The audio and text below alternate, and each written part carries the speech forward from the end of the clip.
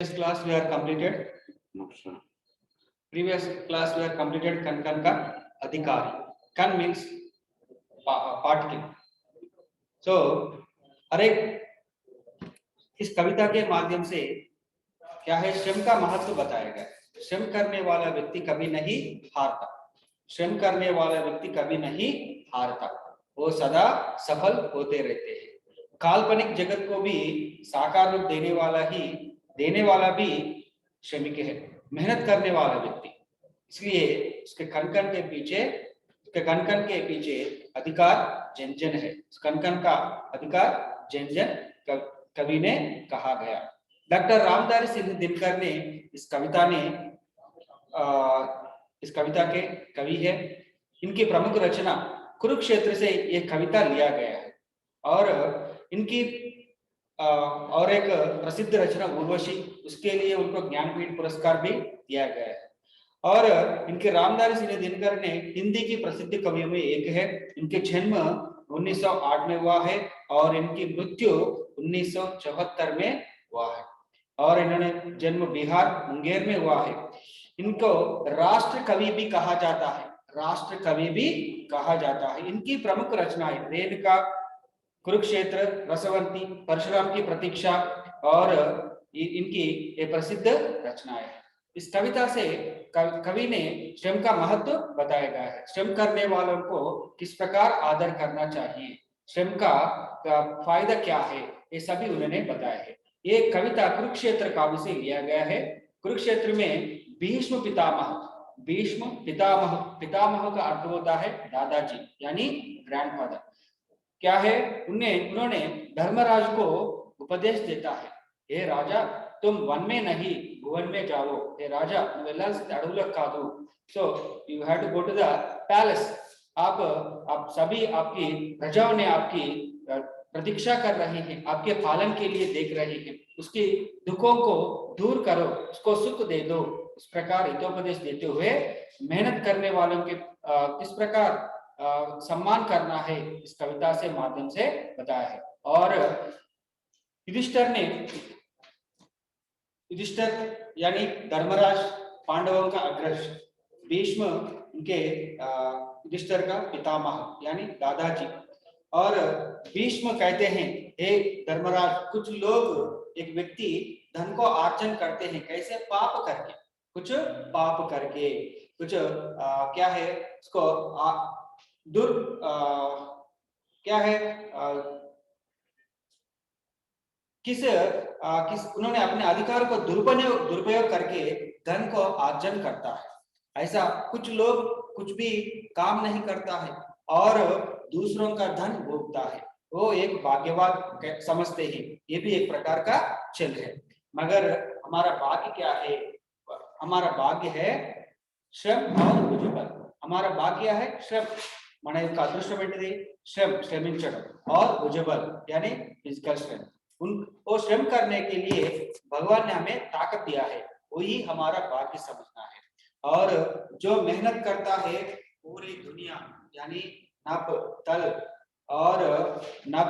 तल पृथ्वी झुकी जाती है, मीन्स सारा संसार उसको सम्मान करता है। जो श्रम करता है सारा संसार उसको सम्मान करता है। और प्रकृति में जो संपदा है उसका हकदार कौन है? उसका हकदार है जन है, इसलिए धर्मराज कनकन का अधिकारी जन जन है। इस कविता के माध्यम से क्या है, श्रम की और भुजबल ही मनुष्य का भाग्य है। श्रमजीवी के सामने नभ तल और पृथ्वी झुक जाती है, यानी सारा संसार उसका सम्मान करता है। प्रकृति में जो कुछ संपदा है उसको सुख पाने का अधिकार उसका శ్రమజీవి को हो। ప్రకృతిలో ఏదో సంపద ఉందో దాన్ని అనుభవించే అధికారం ఎవడైతే కష్టపడతాడో వాడికే ఉంది అంటున్నాడు। मेहनत करने वाला व्यक्ति अपने सपनों का साकार बना लेता है। मेहनत करने वाला व्यक्ति अपने सपने का साकार कर लेता है। जो मेहनत करता है उन्होंने अपने ड्रीम्स को फुलफिल करता है और सुखमय जीवन का आधार श्रम है। हैप्पी लाइफ की आधार में श्रम, हार्डवर्क। और भाग्य और कर्म में मैं श्रम को ही श्रेष्ठ मानता हूँ। लक एंड हार्डवर्क, इन दोनों में मैं केवल श्रम को ही क्या है उसको मानता हूँ, क्योंकि बाकी पे भरोसे बैठने पर, बाकी पर भरोसा करने से कोई फायदा नहीं है। उसके लिए श्रम करना पड़ता है और उसके लिए श्रम करना पड़ता है। और श्रमिक का उन्नति ही देश की उन्नति। समझो, श्रमिक का उन्नति ही देश की उन्नति। శ్రమించే వాడి యొక్క డెవలప్మెంటే దేశంకి డెవలప్మెంట్ గా నిలుస్తుంది। इसलिए श्रमजीवी और जो श्रमजीवी लोगों को, मजदूरी लोगों को उसको बारे में सोचना, उसकी सहायता करना हमारा कर्तव्य है। कंक्लूजन क्या है? श्रमिक और मजदूरी लोगों के बारे में सोचना और उसकी सहायता करना हमारा कर्तव्य है। 9th क्लास में आपने पढ़ा था एक लेसन, गाने वाली चिड़िया। तो गाने वाली चिड़िया किसके लिए गाते हैं? श्रम करने वालों को मनोरंजन देने के लिए, क्योंकि उन लोगों ने हमारा अन्नदाता है, हमारा भूख मिटाता है, उनके लिए मैं गाना जरूर गाऊंगा। इस प्रकार उन्होंने उस पाठ के माध्यम से बताया है। श्रम के बारे, श्रम वालों को किस प्रकार देखना है, ये सब क्या है बताया है। इसलिए श्रम की उन्नति ही देश की उन्नति। श्रमिक और मजदूरी लोगों के बारे में सोचना, उसकी सहायता करना हमारा कर्तव्य है। These are the very important points. So उद्देश्य में भी है, टेक्स्ट बुक में क्या है, पहले लेसन के नाम के नीचे उद्देश्य, वो भी बहुत इंपॉर्टेंट है। और कविता पढ़ना है, क्योंकि नॉन पोएम के द्वारा हमें कुछ प्रश्न पूछते हैं। हमारा भाग्य क्या है? हमारा भाग्य श्रम और भुजबल। इस कविता किस काव्य से लिया गया है? कुरुक्षेत्र काव्य से लिया गया है। इस कविता के कवि कौन है? इस कविता के कवि रामधारी सिंह दिनकर। और रामधारी सिंह दिनकर किस काव्य के लिए, किस कृति के लिए उनको ज्ञानपीठ पुरस्कार मिला है? उर्वशी कृति के लिए उनको ज्ञानपीठ पुरस्कार मिला है। और इस प्रकार प्रश्न पूछते हैं। और प्रकृति में जो संपदा है वो किसका है? वो प्रकृति में जो संपदा है वो जन लोगों का है, ये है। और किसको सुख पाने का अधिकार है? श्रमिक को सुख पाने का अधिकार है। हमारा भाग्य क्या है? श्रम और भुजबल है। कुछ लोग पैसे कैसे कमाते हैं? पाप के बल से, पाप के बल से। और भाग्यवाद का छल क्या है? दूसरों का धन भोगना ही भाग्यवाद का छल है। Very important. Read continuously. If you read 1 or 2 or 3 times, automatically you will understand what is there in that text book. कवि ने क्या कहना चाहता है वो सब हमें मालूम होता है। देखिए, सो आज का पाठ 5 लोकगीत। इसका भगवत चरण उपाध्याय। ये लोकगीत पाठ विधा है निबंध। ये निबंध का विधा पाठ है। निबंध मीन्स बांधना। बांधना क्या? बांधना में एक क्या है, धागा में किस प्रकार फूल बांधकर क्या अच्छा सा एक माला बनाते हैं, उसी प्रकार अलग अलग विषयों को, अलग अलग एक ही विषय के बारे में अलग अलग प्रांतों से इकट्ठा करके क्या है, हमें उचित शब्द और अच्छे शब्द से, सौंदर्य से रूप से लिखकर हमारे पास रखते हैं, वही निबंध है। निबंध मीन्स बांधना। बांधना मीन्स टाइप। वे दूसरे संस्कृति या दूसरे कुछ अलग संस्कृति में, संप्रदाय में जो भी है, सभी को एक मिलाकर हमें एक बांध कर हमें सामने लाना प्रयास करता है। देखिए, भगत शरण उपाध्याय हिंदी साहित्य के सुपरिचित रचनाकार। सुपरिचित,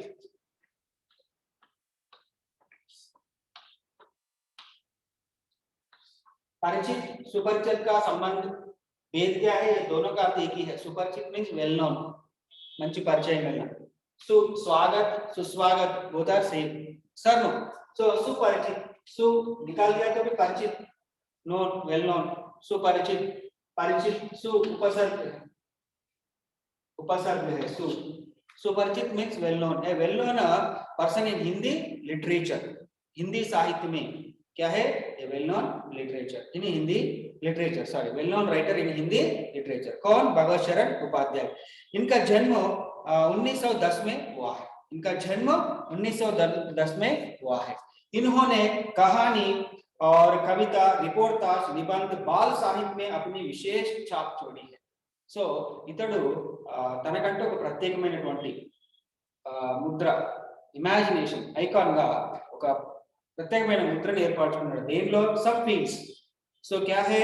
कहानी लिखने में उसका अलग एक विशेष है, कहानी लिखने में इनका अलग विशेष है, और कविता लिखने में इनका अलग विशेष है। रिपोर्टाज यानी एडिटोरियल असिस्टेंट्स, जो कॉलम्स रहते आते हैं ना न्यूज़पेपर में, उसको रिपोर्टाज कहते हैं। एडिटोरियल किसी एक विषय पर लिखना। सो न्यूज़पेपर में लिख देते हैं, किसी एक विषय लेते हैं, समाज में एक विषय को लेकर उसके ऊपर लिखते हैं, उसको कहते हैं एडिटोरियल। वो भी उसका भी काम किया है। बाल साहित्य यानी children's books, he wrote very well so many books in that children belongs to the children, he wrote so many books belongs to the children। and विश्व साहित्य की इनकी प्रमुख रचनाएं, विश्व साहित्य की रूपरेखा, विश्व साहित्य की रूपरेखा इनकी रचनाएं, और कालिदास का भारत, टूटा आम और गंगा गोदावरी आदि इनकी प्रसिद्ध रचनाएं, प्रसिद्ध रचनाएं हैं। रचना एक वचन, रचनाएं बहुवचन, इनकी प्रसिद्ध रचनाएं हैं। देखिए पहले विषय प्रवेश, वेरी इंपॉर्टेंट विषय प्रवेश क्या है इसमें, क्या है इसमें लेसन में क्या है वो संक्षिप्त रूप में हमें थोड़ा पता करते हैं। क्या है? देखिए हमारी संस्कृति में लोकगीत और संगीत का अटूट संबंध है। अटूट, टूट मीन्स ब्रोक, अटूट मीन्स अनब्रोकन। उपसर्ग मल्ली, टूट गया, मेरा पैर टूट गया, चाक पीस नीचे गिरकर टूट गया, टूट गया मीन्स ब्रोकन। सो टूट मीन्स ब्रोक। अटूट मीन्स आप मिलाने से क्या बन गया? अटूट बन गया, opposite word. This word is turn to the opposite, अटूट, अनब्रेकेबल। अटूट उपसर्ग, ये शब्द टूट मीनिंगफुल शब्द। इसको मीनिंगफुल शब्द के सामने का और अक्षर हमने मिलाया, मिलाने से क्या हुआ? ये अर्थ में परिवर्तन हो गया, टूट अटूट बन गया है इसके मिलाने से, और एक अर्थ देने वाले शब्द के रूप में बन गया है। तो इसलिए से ये उपसर्ग है, वो जो मिलाया है वो उपसर्ग है। इसके मिलाने से क्या है? दूसरा अर्थ देने वाले शब्द में परिवर्तन हो गया है, ये अटूट। सो अटूट संबंध है। मनोरंजन की दुनिया में आज भी लोकगीतों का महत्वपूर्ण स्थान है। मनोरंजन मीन्स ఎంటర్టైన్మెంట్, ఎంటర్టైన్మెంట్ ఫీల్డ్ లో ఈ రోజు కూడా ఫోక్ సాంగ్స్ కి ఎంతో పేరుంది. They are also a good place in entertainment field, they are also a good position in the entertainment field. मनोरंजन, मन को रंजन करने वाला, मनसुनु आह्लादपरिचे, you feel happiness by seeing the cricket, you will get some enjoyment, that is called manoranjan। by seeing some movie you will get some relaxation or enjoyment, that is called मनोरंजन। so क्या है मनोरंजन क्यों चाहिए? क्योंकि एक काम करके करके मनुष्य थक जाते हैं, वो काम करके करके थक जाते हैं। by doing same work regularly you will be tired, so you need some rest। in that rest you will do some activities like singing songs, dancing, or acting, or playing, or watching dramas in ancient time। so now nowadays we have mobiles working, theaters, cinema theaters, sports complex, these all are the entertainment things only। by listening the music, this is also one of the entertainment। so उससे क्या है, मनुष्य को थकान दूर करते हैं, थकान दूर करके तनाव से मुक्त होते हैं। तनाव मीन्स प्रेशर। सो वो प्रेशर से थोड़ा मुक्त होते हैं, मुक्त होकर फिर काम में जुड़ जाते हैं बहुत ताकत से, न्यू एनर्जी से, और उन्होंने उस काम में जुड़ जाते हैं। इसलिए क्या है, हमारा संस्कृति में ये फेस्टिवल्स है, त्योहार, ये त्योहार का मुख्य उद्देश्य क्या है? मनुष्य को थोड़ा आनंद देते हैं, सुख देते हैं। इस त्योहार के समय अपने परिवारों से उन्होंने क्या है, वो पूरा समय बिताते हैं और अपने रिश्तेदारों से मिलते हैं। वो क्या है, उन्होंने अपने का सुख दुख सभी बांटते हैं। इसलिए ये त्योहार मनुष्य का मनोरंजन के एक अच्छे साधन है। इसका मुख्य उद्देश्य वही है। मनुष्य रोज हर एक दिन वो पूरे दिन काम करके करके हर दिन वही काम करके थक जाते हैं, उससे थक जाते हैं और तनाव से रहते हैं। इसको दूर करने के लिए ये फेस्टिवल्स त्योहार मनाते हैं। ये भी एक एंटरटेनमेंट थिंग्स है। और लोकगीत महत्वपूर्ण स्थान है। गीत संगीत, गीत मीन्स सॉन्ग, संगीत मीन्स म्यूजिक। हमारा मन रसा से नीरस हो जाता है। बिना बिना गीत संगीत के बिना means without, without songs without music हमारा मन कोई रस नहीं रहते, नीरस बन जाते। ఎటువంటి ఎంటర్టైన్మెంట్ లేకుండా మనం ఒక బోర్గా ఫీల్ అయిపోతాం। सो प्रस्तुत निबंध में भारतीय लोकगीत का वर्णन बड़े ही सुंदर ढंग से किया है। सो प्रस्तुत पाठ में क्या है, हमारा लोकगीत के बारे में, हमारा लोकगीत क्या महत्व है, उसका वो कहाँ पैदा हुआ है, ये इसका उद्देश्य क्या है और ये किस प्रकार का मनोरंजन देते हैं, ये सब इस पाठ में सुंदर ढंग से, सुंदर मीन्स ब्यूटीफुल, ढंग అంటే మెథడ్, ब्यूटीफुल मेथड లో మనకు explain in the a beautiful method in this lesson। लोकगीत, लोकगीत का अर्थ होता है फोक सॉन्ग्स। देखिए लोकगीत अपनी लोच, ताजगी और लोकप्रियता,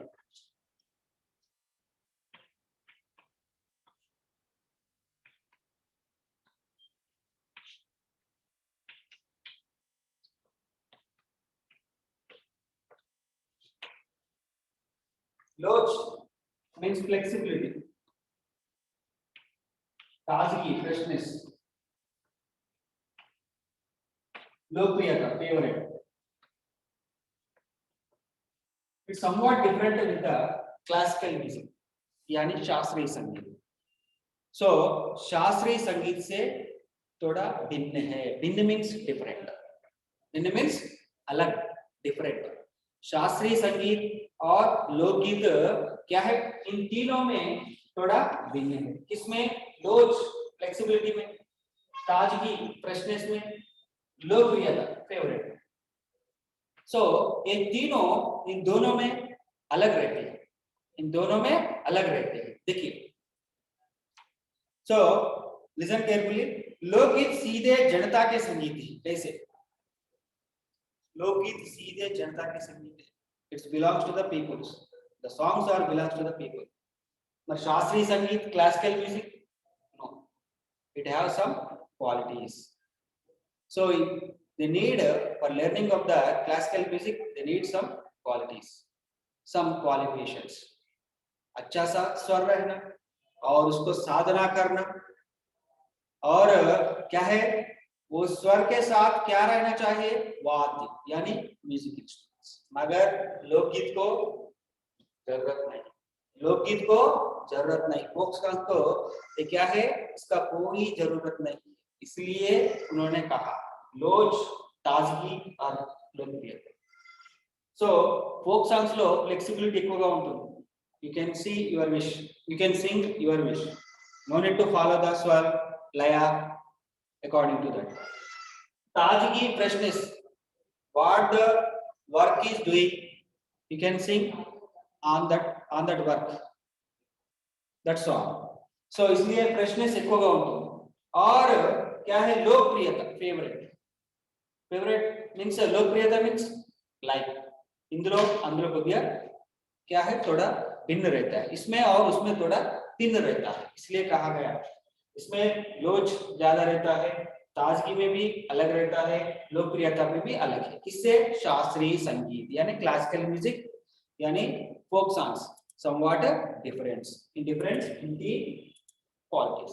देखिए सीधे जनता के संगीत है, first point remember, it's belongs to the people songs. घर गांव और नगर की जनता के गीत है, इनका एक घर का गीत है।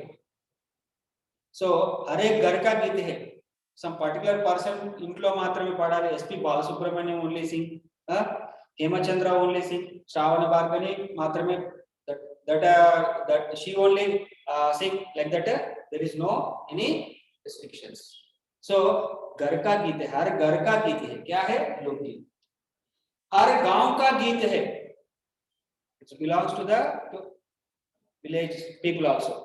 और नगर का गीत है, not only that village people, not only that village people, it belongs to the city people also. City people also can sing these songs. There is no any restrictions. So but classical music, some restrictions are there.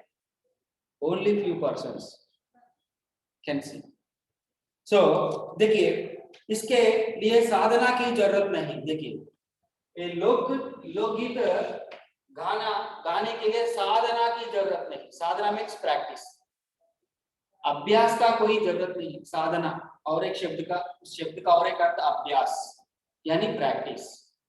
इसका कोई साधना की भी जरूरत नहीं. और क्या है, त्योहार और विशेष अवसरों पर ये गाया जाता है. So in folk songs and it be particular some occasions मात्र में पढ़ता है. So what that particular occasions, any festivals or any celebrations, अपुड़ मात्र में भी पढ़ता है. So सदा ये गाए जाते रहे. Still the songs are singing. So next, और इनके रचने वाले भी अधिकतर गांव के लोग ही हैं.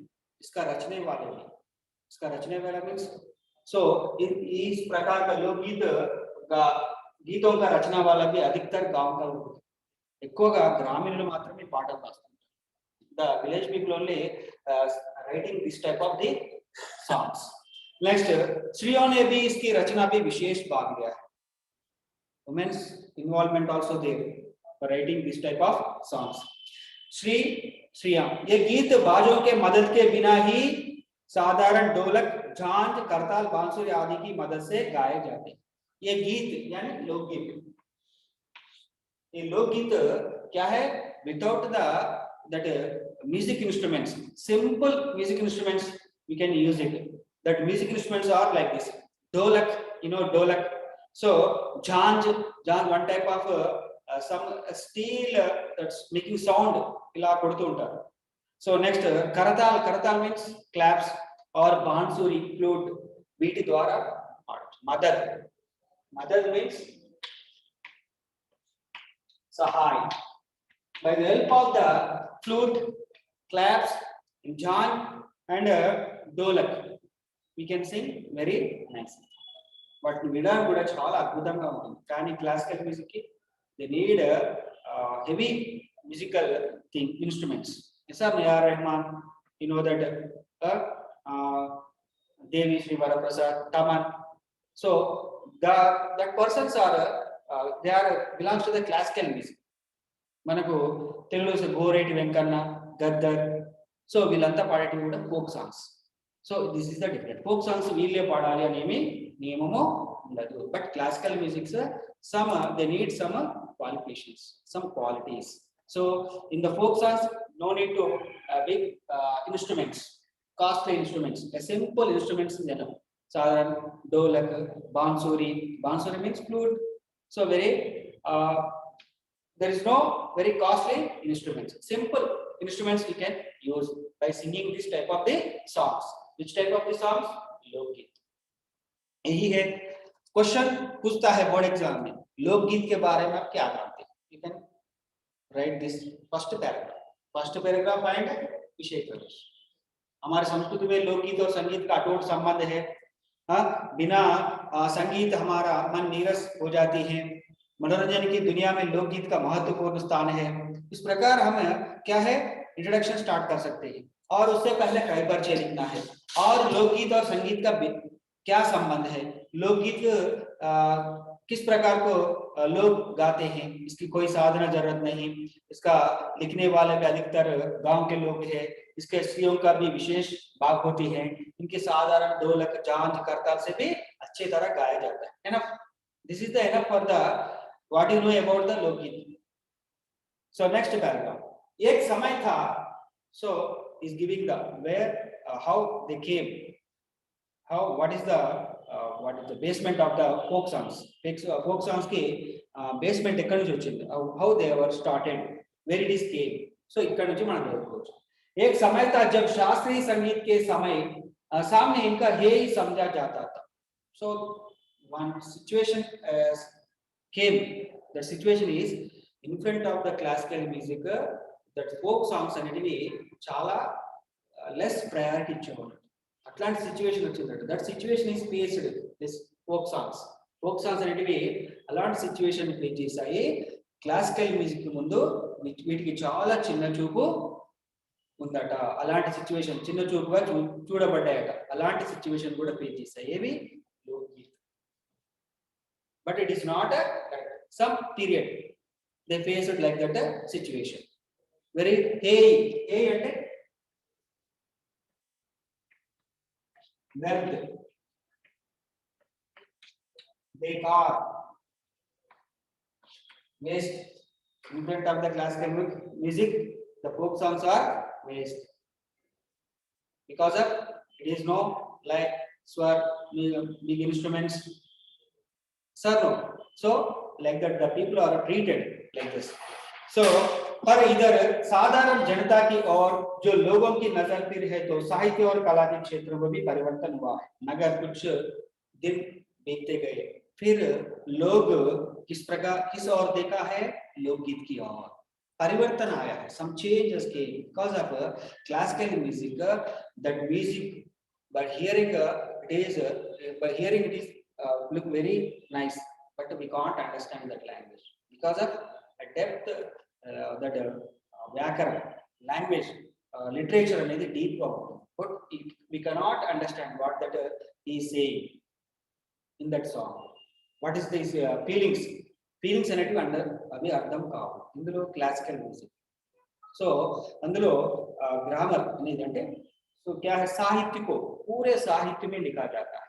उसमें कोई क्या है एरिया लैंग्वेज కానీ विलेज लैंग्वेज కానీ అందులో ఉండదు. प्योर साहित्य में लिखा जाता है. इसलिए में समझने में भी थोड़ा दिक्कत लगता है, कठिन लगता है. समझ में नहीं आए तो मजा नहीं आता. मगर फोक सॉन्ग्स में क्या है, साधारण जनता का लैंग्वेज उपयोग करता है. साधारण जनता जो लैंग्वेज भाषा को उपयोग करता है उसी भाषा को लेकर उन्होंने क्या है गाने लिखते हैं. यही है. इसलिए परिवर्तन आया है. क्या है, कुछ लोगों में परिवर्तन है. वो अच्छा है, सुनने में अच्छा है, शास्त्रीय संगीत सुनने में अच्छा है, मगर समझ में नहीं आ रहा है. समझ में नहीं आए तो मजा नहीं रहता. अगर उसे समझ में आए तो बहुत मजा आता है. सो क्या है साधारण जनता की और नजर किस पर थोड़ा परिवर्तन आया है. उन लोगों ने ये फोक सॉन्ग्स यानी लोकगीत को देखा और लोकगीत को गया और कला के क्षेत्र में परिवर्तन हुआ है. उसके लोगों ने विविध बोलियों के लोक साहित्य और लोकगीतों के संग्रह पर कमर बांधी है और इस प्रकार के अनेक संग्रह अब तक प्रकाशित हुए हैं. देखिए कुछ लोगों ने क्या है, कला प्रेमी ने ये लोकगीत बहुत क्या प्रेम करने वालों ने क्या है, कुछ विविध बोलियों में, बोलियां मीन्स भाषा, बोली मीन्स भाषा, डिफरेंट लैंग्वेज में ఉన్నటువంటి ఈ ఫోక్ సాంగ్స్ అన్ని కూడా సంగ్రహ कर लिया है. संग्रह means collect. They collected the folk songs in different languages, collected and published in the paper. प्रकाशित किया गया है. प्रकाश प्लस इत प्रत्यय. So प्रकाशित means published. They are published in the market. They are collected the folk songs and they are published in the market. So इस प्रकार और क्या है, उसका आदरण बढ़ गया है. लोकगीतों का डिमांड बढ़ गया है, मांग बढ़ गया है. अरे सुनने में अच्छा है, समझ में आ रहा है, बहुत मजा आ रहा है. इस प्रकार उसको बहुत क्या है महत्वपूर्ण स्थान फिर से आया है. देखिए एक बार उसको लोकगीत के सामने बहुत क्या है व्यर्थ, बेकार जैसा माना है, मगर हमारा साधारण लोग फिर लोकगीत की ओर बढ़ा है और उसको बहुत सुनने का बहुत अच्छा प्रकट कर लिया है, इसलिए इन्हें कुछ लोगों ने क्या किया है, इस विविध बोलियों में जो जो लोकगीत है उसको कलेक्ट कर लिया है और मार्केट में प्रकाशित किया है।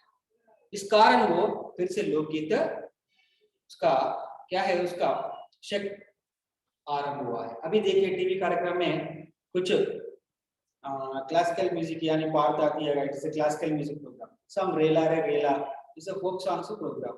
Some various channels they are telecasting this type of the folk songs competitions and different types of the programs in our channels. So the people also giving much priority for watching like the top programs. So देखिए अभी देखिए इस प्रकार लोकगीत में कई प्रकार है। लोकगीत so many types of there, folk songs అనేవి చాలా రకాలు ఉన్నాయి। इनका एक प्रकार तो बड़ा ही ओजस्वी और सजीव है। సో ఇందులో ఒక రకం ఉంటాయట, అవి బడా ही ఓజస్వి। ఓజస్వి అంటే they will give the much encouragement, ఉత్సాహం, ఓజస్వి और సజీव है, స్టిల్ దే ఆర్ అలైవ్। ఇప్పటికీ పాడుతున్నా కూడా వాటికి కొత్తగానే అనిపిస్తుంది। సో ఓజస్వి మీన్స్ నిన్ను ఉత్తేజపరుస్తుంది, motivate. By hearing that song you will get some motivation and still and also sajeev hai, they are still alive। that type of songs are also there, folk songs। यह इस देश के आदिवासियों का संगीत है। देखिए ये लोकगीत किसका है, मुख्य रूप से आदिवासियों का, tribal peoples, it belongs to the tribal people. ये लोकगीत का क्या है, इनका जन्म कहाँ हुआ है, जंगलों के लोगों से, यानी जो पहाड़ों पर निवासित करता है उस आदिवासियों के द्वारा ही ये लोकगीतों का उत्पन्न हुआ। ये लोकगीत का मुख्य कारण आदिवासी लोग, उन लोगों से ही हमारे सामने आए, उनके गाने हम अब सुन रहे हैं। देखिए आदिवासियों का संगीत है, लोकगीत ఎవరికి సంబంధించింది, आदिवासियों का संगीत। मध्य प्रदेश दक्कन छोटा नागपुर से some places is giving Madhya Pradesh Deccan, the middle of the India, and Chota Nagpur. Chota Nagpur is Jharkhand, Bihar, that places. So ఆ ప్లేస్ లో ఉన్నటువంటి ఫోక్ సాంగ్స్ కి చాలా చాలా ప్రయారిటీ ఇస్తారు పీపుల్। అక్కడనే ఎక్కువగా ఈ ఫోక్ సాంగ్స్ అనేటివి పుట్టాయి। సో పేరు చెప్తున్నాడు, అక్కడ ఏ ఫోక్ సాంగ్స్, ఆ ఫోక్ సాంగ్స్ పేరు ఇస్తున్నాడు। लोकगीतों का नाम दक्कन, छोटा मध्य प्रदेश, दक्कन, छोटा नागपुर, इन प्रांतों में कुछ फोक सॉन्ग्स को बहुत प्रसिद्ध रूप से देखा जाता है। फोक सॉन्ग्स को नाम दे रहा है वो गोड़ कांड, एक प्रकार का फोक सॉन्ग है। बील संताल, ये भी एक प्रकार का फोक सॉन्ग है। आदि भैरवी है। ये प्रांतों में गोड़ कांड और बील संताल ये लोकगीत बहुत प्रचलित हुआ है। సో మన తెలంగాణలో చూసుకుంటే చిందు యక్షగానం అవి ఒక రకమైనటువంటి జానపద పాటలు, తెలుగులో ఏమంటారు వీటిని, జానపద పాటలు అంటారు, చిందు యక్షగానం। సో తర్వాత మన ఈ ట్రైబల్ ఎస్టీ పీపుల్ జరుపుకుంటారు గుస్సాడి। సో ఇవన్నీ కూడా వాళ్ళ వాళ్ళ ఆచారం ప్రకారం వచ్చినటువంటి ఉద్భవించినటువంటి పాటలు। అలాగే ఆ ప్రాంతంలో ఫేమస్ అయినటువంటి ఎక్కడ, छोटा नागपुर, मध्य प्रदेश और दक्कन, इस प्रांतों में बीड़ कांड और भील संताल ये दोनों लोकगीत बहुत प्रसिद्ध हुए। ये दोनों लोकगीत है, ये दोनों लोकगीत वहां प्रसिद्ध हुए। इनके गीत और नाच अधिकतर साथ साथ और बड़े बड़े दलों में गाए जाते हैं। और एक विशेषता बता रहे हैं, ये गोड़ कांड और भील संत का विशेषता क्या है, एक व्यक्ति या एक आदमी या एक औरत गाने वाला, नाचने वाला लोकगीत नहीं है, दल बांधकर गाते हैं। दल मीन्स सम ग्रुप।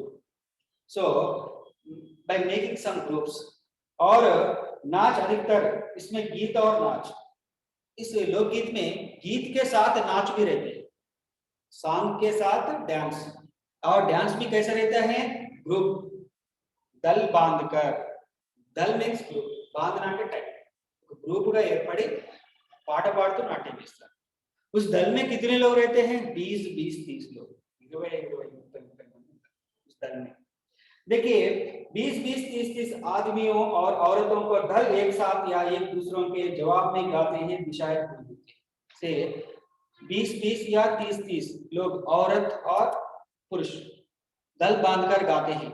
एक दल क्या है, प्रश्न के रूप में गाना गाते हैं, दूसरे दल जवाब के रूप में उसको गाने के बताते हैं, प्रश्न के रूप में गाने गाते हैं, प्रश्न पूछते हैं किसमें, गाने के रूप में। स्त्रियां अगर प्रश्न पूछे तो गाने के रूप में, पुरुष भी गाने के रूप में उसको उत्तर देते हैं। और दिशाएं गूंज उठते हैं, दिशाएं मीन्स साइड्स, गूंज उठते हैं, गूंज मीन्स సౌండ్ అలా ఉంటుందట వాళ్ళు ధ్యానం చేస్తూ పాట పాడితే చుట్టుపక్కలంతా కూడా ప్రతిధ్వనిస్తుంది, ఎకో ఎకో సౌండ్ విల్ कम। सो ये एक प्रकार का लोकगीत, ये भी वेरी इंपॉर्टेंट पैराग्राफ है। देखिए इनकी भाषा के संबंध में कहा जा चुका है कि सभी लोकगीत गांवों और इलाकों की बोलियों में गाया जाता है। इसकी भाषा के बारे में दिया है, भाषा मीन्स लैंग्वेज। लोकगीत गाते हैं, गाते हैं मगर उसका एक स्क्रिप्ट उपयोग करते हैं, भाषा उपयोग करते हैं। किस भाषा को उपयोग करते हैं, संस्कृत भाषा का या हिंदी साहित्य भाषा का नहीं, क्या लोग बात करते हैं ना साधारण भाषा, उसको उपयोग करके लिखते हैं। यही है विशेषता, यही फेमस होने का कारण ये भी एक है, वो बहुत प्रसिद्ध होने का कारण यही है कि क्या साधारण जन लोग बातें करते हैं, उस भाषा को लेकर वो गाने लिखे हैं, इसलिए समझने में आसान लगता है, आसानी से समझ लेते हैं और खुश होते हैं, और इसलिए उसको बार बार सुनने का प्रयास करता है। అది సాధారణంగా మనం మాట్లాడుకునే భాషను ఉపయోగిస్తారు, దానివల్ల పాడేవాడికి వినేవాడికి ఈజీగా అర్థమవుతుంది, దానివల్ల వాడు ఎంటర్టైన్మెంట్ అనేది పొందుతారు, మళ్ళీ మళ్ళీ వినాలి, you want to listen and again and again because of they are used that a common language, common people language, so that local language, यही एक कारण है उसका प्रसिद्ध होने का कारण, अभी చాలా फेमस కావడానికి కారణం ఏంటంటే और इन इलाके बोलियों की गाई जाती है, इलाका मीन्स एरिया लैंग्वेज और गांव की भाषा यानी विलेज लैंग्वेज और area language they used in that songs. So इसी कारण वे बड़े आह्लादकार आनंददायक होते हैं, पर दैट बहुत आह्लाद देते हैं, बहुत आनंद देते हैं और आनंदमय होते हैं, so feel very happy by listening that songs or singing that songs। राग तो इस गीत के आकर्षक होते हैं, राग वे ऑफ सिंगिंग बहुत अट्रैक्टिव होते हैं और आकर्षक होते हैं, आकर्षक भी अट्रैक्टिव होते हैं। इसकी समझी जा सकने वाली भाषा भी इसकी सफलता का कारण है। देखिए मैंने बताया ना, इसकी समझी जा सकने वाली అర్థమయ్యేటువంటి భాషను ఇందులో వాడారు కాబట్టి సక్సెస్ కు కారణం, సక్సెస్ కు కారణం ఏంటిది, they used the what that local language, that area language, that is the one of the reason because of famous. So ये आप जो यहाँ तक दूसरे क्लास में ये पूरा करेंगे। देखिए एक बार विराम चिन्ह 5 मिनट्स, ओनली 5 मिनट्स।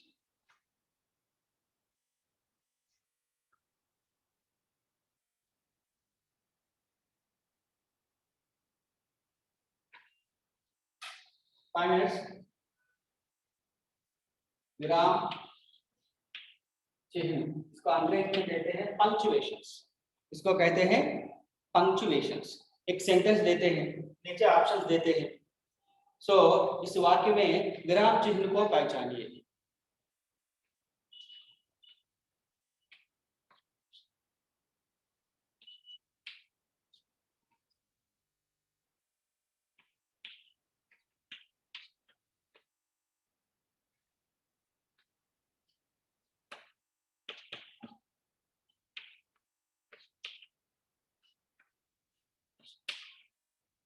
सो इसमें प्रयुक्त होने वाला विराम चिन्ह क्या है?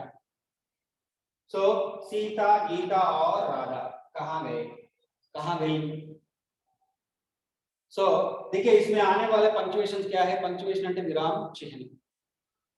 देखिए सीता कामा, क्योंकि दो व्यक्तियों के बीच कामा आता है, इधर क्वेश्चन से पूरा हुआ है कि इसलिए क्वेश्चन मार्क पंक्चुएशन आता है।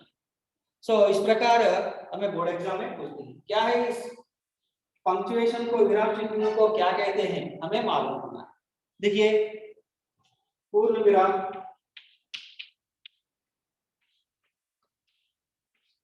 पूर्ण विराम इसको कहते हैं इंग्लिश में फुल स्टॉप, ऐसा लगता है मगर हिंदी में तो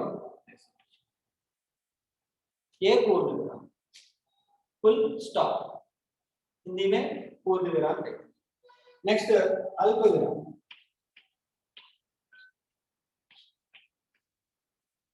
अल्प विराम ये कॉमा, ये हिंदी में इस सिंबल को क्या कहते हैं? अल्प विराम। इसको अल्प विराम कहते हैं। और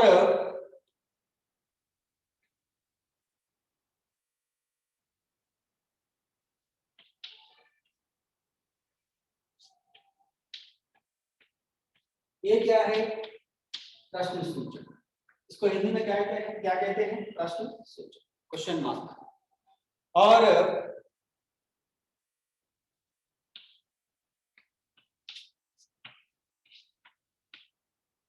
ये है विवरण चिन्ह, इसको कहते हैं विवरण चिन्ह। और क्या है वेरी इंपॉर्टेंट?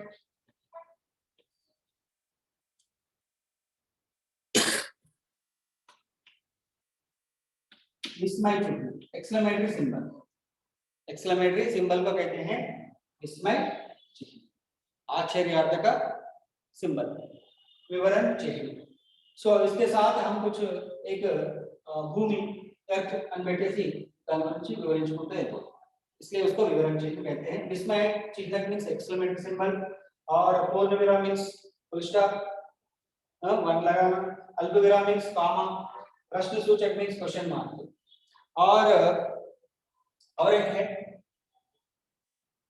कोष्टक। कोष्टक मींस ब्रैकेट, इसको कहते हैं कोष्टक।